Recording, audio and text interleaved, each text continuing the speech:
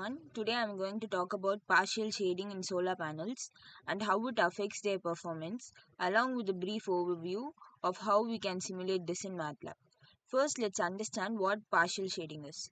In a solar panel, partial shading occurs when some parts of the panel receive less sunlight than others. This can happen due to clouds, trees, dust, or nearby buildings.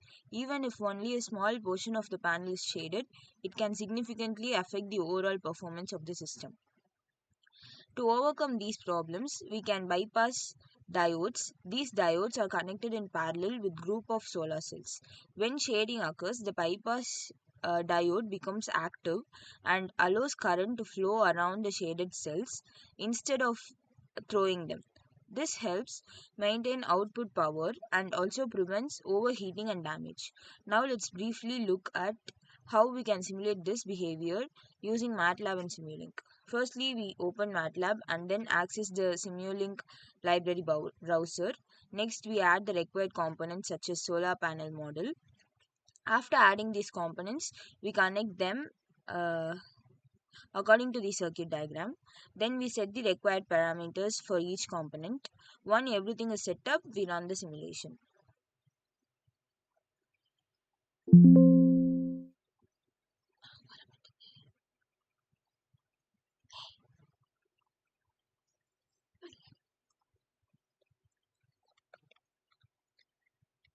Finally, we record important values like voltage, current, and power. Using these results, we can plot the IV and PV characteristics of the solar panel. These graphs helps us understand how shading affects performance and how bypass diodes improve efficiency. In conclusion, partial shading can significantly reduce the efficiency of solar panels, but with the use of bypass diodes and proper analysis through simulation, we can minimize its impact and ensure better performance. Thank you.